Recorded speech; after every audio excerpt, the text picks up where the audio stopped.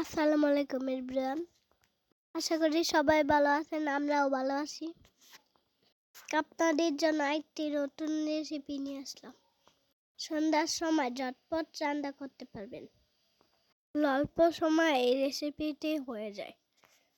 এই রেসিপি বানানোর জন্য উপকরণ লাগে না। দেখে নিই রেসিপিটা কিভাবে বানায়। এখানে ডিম দিয়ে দিলাম। এখানে দেখতে পাচ্ছেন পিস করা রুটি আর একটা ডিম পাওয়ার ভিতরে লেগেছিল, আর ভিডিও নেওয়া হয়নি।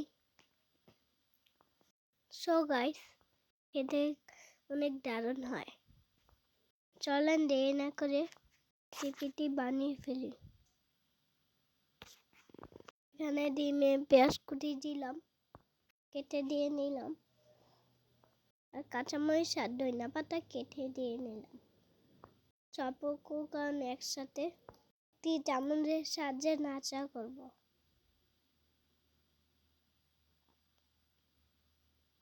ভালোভাবে নাড়া করতে হবে। তো খলমল করে নেবেন।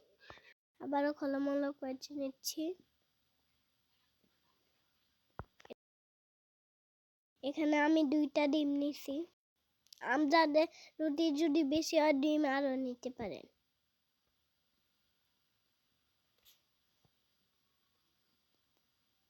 সো গাইস, আমার মিশানো শেষ।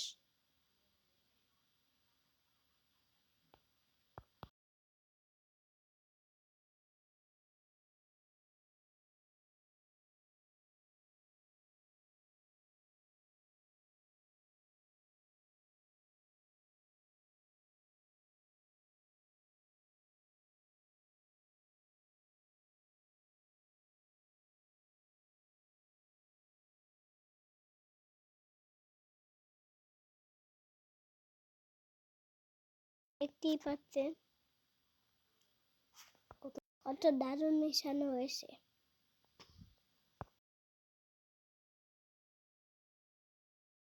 স্বাদ মতন লবণ দিয়ে নিব। চাইলে আপনারা এখানে চিনিও ব্যবহার করতে পারেন, বাট আমি তো মরিচ ব্যবহার করছি, তার জন্য চিনি ব্যবহার করলাম না। রুটি দিয়ে চিনি দিয়ে এরকম একটি ভিডিও নিয়ে আসবো। ভিডিওতে চালে কমেন্ট করুন। সো গাইস, হয়ে গেছে। আমরা এখন চুলাতে নিয়ে যাব।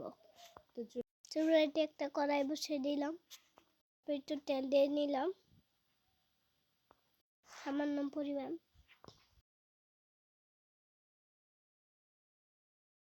তেলটা গরম হতে থাকুক। এখানে একটা রেডি করে নিচ্ছি।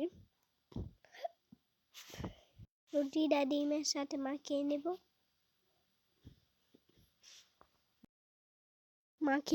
ভালোভাবে, যাতে রুটির ভিতরে চুপচুপ হয়ে যায়।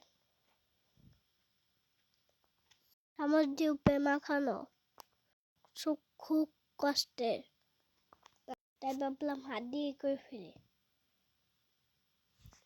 এপিঠ ওপিঠ ডিমটা মেখে নেব।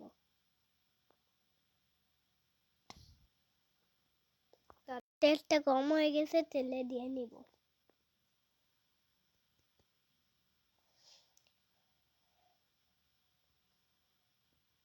দেখতে পাচ্ছেন হয়ে গেছে। এটা তো দেখাইছে কেমন। Sorry guys. যাই হোক, দেখেন হয়ে গেছে। পরে এখানে আরেকটা দিয়ে নিব।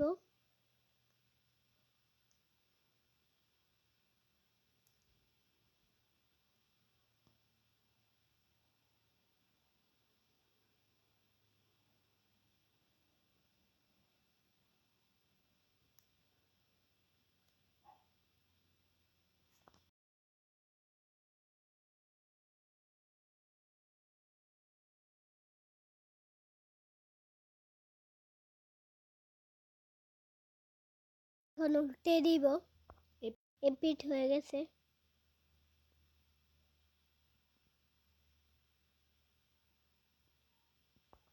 দেখতেই পাচ্ছেন কত লাল লাল হয়ে গেছে। এটা কিন্তু মনে হয় দারুণ হবে।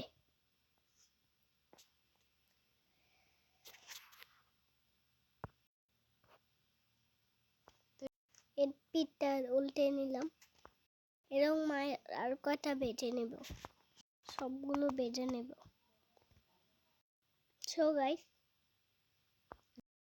সো গাইস দেখতেই পাচ্ছেন হয়ে গেছে।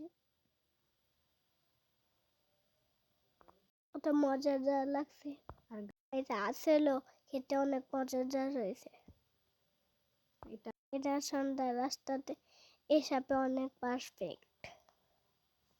একটা খেলে পেট ভরে যায়। আল্লাহ হাফেজ। নতুন কোনো ব্লগে দেয়া হবে।